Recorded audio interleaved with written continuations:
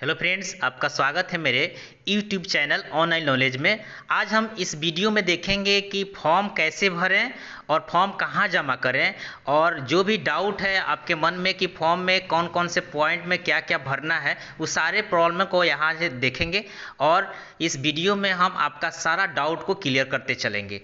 तो आप अगर मेरे चैनल पर नए हैं तो सब्सक्राइब कर दें, बेल आइकन को दबा दें, और इस तरह से पल पल के जो भी रोजगार समाचार है आपके पास हम लाते रहेंगे। तो चलिए आगे हम फॉर्म कैसे भरते हैं उसको देखते हैं। तो आगे हम लोग फॉर्म भरते हैं, देखते हैं कैसे फॉर्म भराएगा। तो आवेदक द्वारा भरे जाने वाला जो एक खंड है, इस खंड में जो है अपना वार्ड नंबर लिखिए। यहाँ पे क्लियरली आपको शॉर्ट में बताते चलते हैं। उसी के साथ साथ यहाँ पे दिया है आवेदक का नाम, यानी आवेदक जो भी हो, जैसे आप हैं उस अपना नाम यहाँ पे लिखिए। उसी के बाद पिता का नाम यहाँ पे लिखना है, शुद्ध जो आपको मैट्रिक सर्टिफिकेट में है उसी को यहाँ पे लिखना है। माँ का नाम यहाँ लिख देना है। जाति क्या है आपका, जैसे आप किस कैटेगरीज में आते हैं, जैसे एससी में आते हैं, एसटी में आते हैं या ओबीसी में आते हैं, उसको यहाँ पे लिख देना है।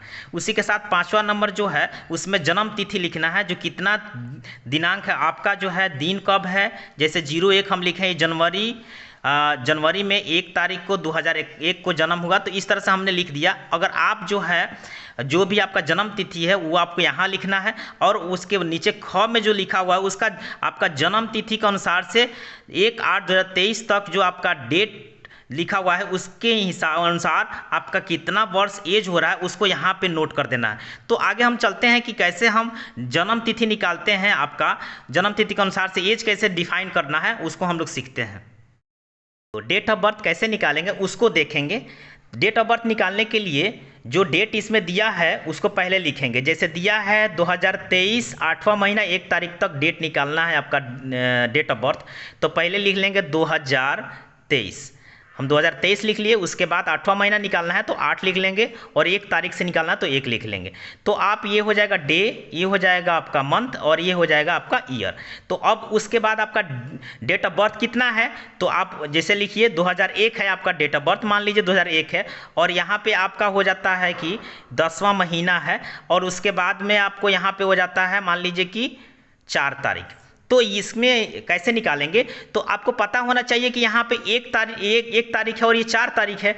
तो 1 तारीख में से 4 तारीख को घटाने के लिए सबसे पहले इसमें से हम दहाई लेंगे। तो आपको पता होना चाहिए कि डे है और ये मंथ है, तो मंथ होता है 30 डेज का। तो जब भी हम 1 दहाई लेंगे तो इसमें 30 प्लस हो जाएगा, तो ये 30 और 1 31 हो जाएगा। 31 में से 4 जाएगा तो कितना बच जाएगा 27 27 हो जाएगा। उसके साथ साथ ये हो जाएगा आपका कितना, तो 7। तो 1 दहाई चला गया तो इसे 7 बचा, तो 7 बचा ये 10 है, तो इसमें से हम लेंगे इसमें। तो आपको पता होना चाहिए कि इसमें आता है एक वर्ष में 12 मंथ आता है, तो अगर 1 दहाई इसको देगा तो मंथ में प्लस में 12 जुट जाएगा। जस्ट क्योंकि 12 महीना का 1 साल होता है तो 12 जुटेगा, 12 जुट जाएगा, तो 12 और ये इसमें 7 बचा है तो 19 हो जाएगा। 19 में से 10 जाएगा तो ऑटोमेटिक 19 में से 10 जाएगा तो 09 बच जाएगा। उसके बाद यहाँ पे देखिए ये बचेगा 2, तो ये 2 में से मान लीजिए हम 1 घटाते हैं तो 1 हो जाएगा यहाँ पे। उसके बाद ये 2 का 2 उतर जाएगा यहाँ पे, और ये 0 हो जाएगा और ये 0 हो जाएगा। तो ये आपका हो जाएगा 27 दिन 9 महीना 21 बरस, यानी ये हो जाएगा ईयर्स, ये हो जाएगा मंथ, और ये हो जाएगा डे। इस तरह से आप कैलकुलेशन कर सकते हैं। तो आगे हम लोग देखते हैं कि कैसे फॉर्म को आगे कैसे भरेंगे। तो आगे फॉर्म भरने के लिए आपको डेट ऑफ बर्थ यहाँ पे लिख देना है, और उसके बाद में डेट ऑफ बर्थ निकाल करके यहाँ पे जो आपका कितना ईयर्स हो रहा है, कितना मंथ हो रहा है, कितना दिन हो रहा है, उसको यहाँ पे लिख देना है। आगे हम लोग 6ठा नंबर में देखेंगे कि अस्थाई निवास क्या है आपका। सबसे पहले कॉम में आपको लिखा हुआ है टोला गाँव मोहल्ला, तो इसमें आपका टोला गाँव मोहल्ला में आपका ग्राम क्या पड़ता है उसको यहाँ पे लिख दीजिए। जैसे में आपको पता होना चाहिए कि एक ग्राम में बहुत सारे टोला होता है, तो उस टोला को यहाँ पे नोट करना है। जैसे मान लीजिए गाँव में, जैसे एक गाँव का नाम हो गया जो भी हो, तो उसका एक टोला होगा, उसको यहाँ पे लिख दीजिए। उसके बाद ख में है पंचायत वार्ड शहरी। जैसे पंचायत वार्ड शहरी में आपका एक पंचायत होता है, गांव होगा तो एक पंचायत होगा, वो पंचायत को यहाँ लिख देना है। जैसे कोई भी पंचायत होता है, जैसे मान लीजिए खजुड़िया हो गया तो खजुड़िया लिखेंगे। उसके बाद में अगर कोई टोला होता है तो यहाँ पे लिख देंगे पंडित टोला हो गया, बरई टोला हो गया, जस्ट लाइक एग्जाम्पल फॉर दे रहे हैं हम लोग। और एक गाँव में आपको प्रखंड नगर निकाय यानी प्रखंड लिखना है। अगर शहरी हैं आप, इसमें आपको वार्ड, शहरी है तो वार्ड लिख देना है। और यहाँ पे नगर निकाय या प्रखंड, यानी आप शहरी हैं तभी प्रखंड यहाँ लिख दीजिए। और उसका घ में आपको जिला क्या है उसको यहाँ लिखिए, राज्य क्या है यहाँ पे लिखिए, और पिन कोड अपना 6 डिजिट का यहाँ पे आप नोट कर दीजिए। ठीक उसी प्रकार नेक्स्ट अगर देखते हैं तो आधार संख्या यहाँ पे लिख देना है। उसके बाद अब फ़ोन मोबाइल नंबर जो है 10 डिजिट का होता है, तो 10 खंड है, 10 खंड में यहाँ पे मोबाइल नंबर पूरा डाल देना है। उसके बाद आगे चलते हैं तो 7 नंबर शिक्षण योग्यता।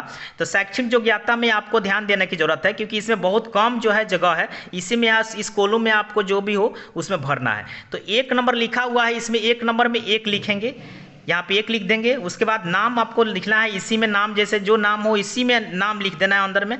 उसके बाद में इतना ही में हटा देना, मतलब यहीं पे एडजस्ट कर देना है, और पिता का नाम भी एडजस्ट कर देना है।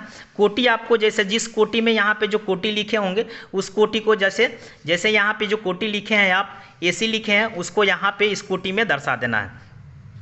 फिर उसके बाद आगे देखेंगे तो महिला में महिला हो या पुरुष तो इसमें लिख देना है, महिला हो तो महिला लिखिए, पुरुष हो तो पुरुष लिखिए। अब जन्म तिथि कितना है उसको यहाँ पे लिख दीजिए, नोट कर दीजिए।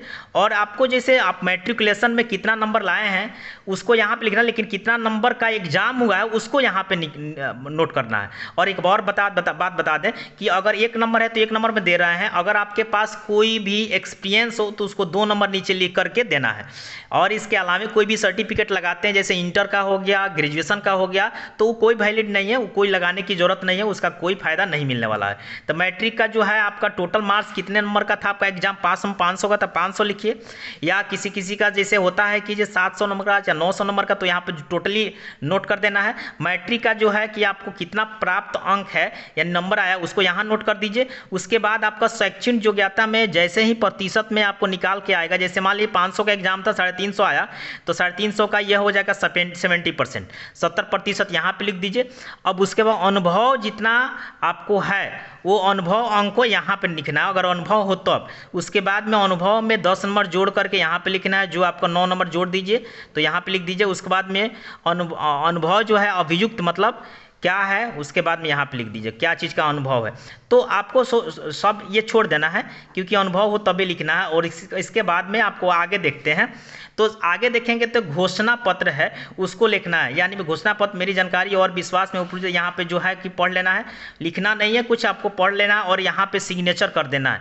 जैसे हिंदी में सिग्नेचर कर सकते हैं, यहाँ पे सिग्नेचर के बाद आवेदक का पूरा नाम, यहाँ पे पहले पूरा नाम लिख दीजिए, उसका सिग्नेचर कर दीजिए यहाँ पे। उसके बाद यहाँ पे देखिए कौन कौन से डॉक्यूमेंट्स को इंक्लूड करना है, संलग्न करना है, उसका नीचे दिया हुआ है। तो यहाँ पे आवेदक पत्र के साथ निम्न दस्तावेजों की स्वयं अभिप्रमाणित छाया प्रति संलग्न करें। अब स्वयं अभिप्रमाणित का अर्थ होता है कि आपको सेल्फ अटेस्टेड होना चाहिए। जैसे में आप लिख दीजिएगा, किसी भी डॉक्यूमेंट्स को लगाइएगा उसके प्रमाण पत्र के नीचे जो है जीरोक्स लगाइएगा, तो नीचे लिख दीजिएगा स्व अभिप्रमाणित, यानी स्व अभिप्रमाणित लिखने के बाद में हम नीचे सिग्नेचर कर देना है, यानी आपका दस्तखत फुल रहना चाहिए। अब 1 नंबर में क्या देना है, शैक्षणिक योग्यता प्रमाण पत्र जो होता है मैट्रिक का सर्टिफिकेट और मैट्रिक का मार्कशीट दोनों लगा दीजिएगा। दूसरा नंबर में क्या देना है, आवासीय प्रमाण पत्र। तीसरा नंबर आवासीय प्रमाण पत्र होना चाहिए वो 6 महीना का अंदर का होना चाहिए, 6 मंथ का होना चाहिए कम से कम। और उसके बाद में आपको तीसरा में कार्य अनुभव प्रमाण पत्र लगा देना है, अगर हो तब, नहीं हो तो इसको जो है नहीं लगाना है। चौथा नंबर में अनुभवी की अवधि में वेतन भुगतान का प्रमाण पत्र, यानी जब आप अनुभव प्राप्त किए हैं तो उसमें आप अनुभव कर रहे थे तो उसमें कितना पेमेंट आपको मिल रहा था उसको यहाँ पे लिखना, तो इसको भी नहीं लगाना है। उसके बाद जाति प्रमाण पत्र आपको लगा देना है। जाति प्रमाण पत्र आपका लगभग आपको जितना दिन का हो, सेंट्रल गवर्नमेंट का होता है तो उसमें आपको जो है जब का हो लगा दीजिए, 2 साल 3 साल 1 साल, लेकिन अगर आपको जो है करेंट लगाते हैं तो और बेहतर होगा। आगे देखिए, आगे हम लोग देखते हैं तो इसमें है शिक्षा सेवक एवं शिक्षा सेवक तालीमी मरकज नियोजन के लिए आवेदन पत्र की प्राप्ति रसीद जो दिया हुआ है, इस पर आप ध्यान देंगे। जब भी आप जमा करने जाएंगे तो आपको यहाँ का प्राप्ति आपको नहीं भरना है, ये आपको जो है जो रिसीव करेंगे वो अपना जो है यहाँ पे फिल करके अपना नाम पता और वो अपना जो है प्राप्तकर्ता का हस्ताक्षर यहाँ पे लगा के मुहर लगा के आपको ये कटिंग जो है आपको वहाँ से मिल जाएगा। तो ये रहा है आपका जो फॉर्म। अगर आप जमा करना कहाँ है फॉर्म, उसके बारे में हम लोग चर्चा कर और बात बताते चले कि अगर आपको फॉर्म नहीं मिला है, यानी नोटिफिकेशन किसी डिस्ट्रिक्ट का नहीं मिला है, तो उस डिस्ट्रिक्ट का अगर फॉर्म कहाँ से डाउनलोड करें, कैसे दें, तो ये देखिए हमारे साइट पर जाइएगा तो आपको नीचे नोटिफिकेशन में आपको फॉर्म का जो है साइट हम डाल दिए हैं। किसी भी डिस्ट्रिक्ट का फॉर्म आप ले सकते हैं वहाँ से, और फॉर्म ले करके आप भर सकते हैं। अब रहा जो हम कैसे पता चलेगा कि मेरे पंचायत में, मेरे वार्ड में, मेरे टोला में कितना सीट है, तो उसके लिए आपको ध्यान देने की ज़रूरत है। अगर आप साइट का वेट करते हैं तो साइट का वेट करते रह जाइएगा, बाकी जो है फॉर्म भरने वाला फॉर्म भर करके और जो है नौकरी पालेगा।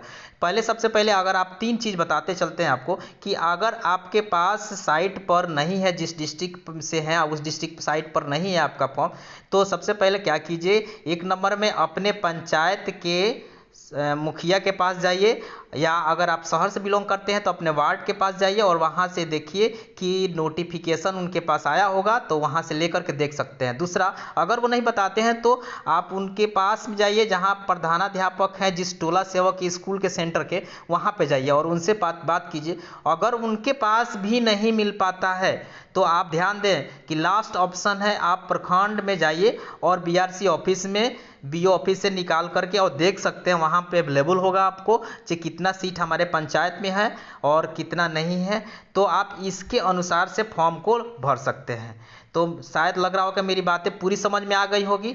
अब चलते हैं कि फॉर्म कहाँ जमा करें। इसके लिए आपको फॉर्म जमा करने के लिए सबसे पहले आप नोटिफिकेशन पे जाएं और नोटिफिकेशन को ऑन करके आप खुद देख सकते हैं 5 नंबर पॉइंट को।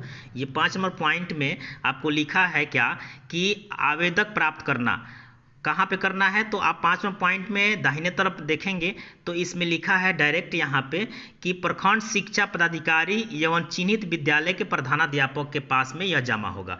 तो आप अगर जानते होंगे आपके आसपास के जो भी टोला सेवक विद्यालय होंगे, जो टोला सेवक सेंटर होंगे, उसमें प्रधानाध्यापक के पास में इस फॉर्म को जमा करना है, और नहीं तो आप जा कर के अपने प्रखंड विकास पदाधिकारी के यहाँ जमा कर देना है। तो इस पर आपको मेधा सूची के द्वारा आपका जो है सिलेक्शन होगा, और उसमें आपको जो है जब भी आप सिलेक्शन होगा तो आपको बुलाया जाएगा, या आप देखते रहें मेधा सूची जब भी निकलेगा अपने साइट पर देखें जिला के, और वहाँ पे आप जो है सिलेक्शन देख सकते हैं कि अपना सिलेक्शन हुआ कि नहीं। अगर आपको कोई भी त्रुटि होता है, यहाँ पे एरर दिखाई दे रहा है कि हमको समझ में नहीं आया, प्लीज़ आप कमेंट में लिखें, हम ज़रूर एक वीडियो बना करके आपको बताएंगे या कमेंट में ही आपको रिप्लाई देंगे। हमारे वीडियो देखने के लिए बहुत बहुत धन्यवाद, और आपसे यही रिक्वेस्ट करेंगे, आप मेरे चैनल पर आए हैं तो पूरे वीडियो को देखें और एक लाइक और एक सब्सक्राइब ज़रूर करके जाएँ, जिससे हमारा जो है प्राउड होते हैं हम आप लोगों से, क्योंकि आप लोग जो है एक सब्सक्राइब और कमेंट करते हैं। तो इसके लिए बहुत बहुत धन्यवाद। Thank you. जय हिंद, जय भारत।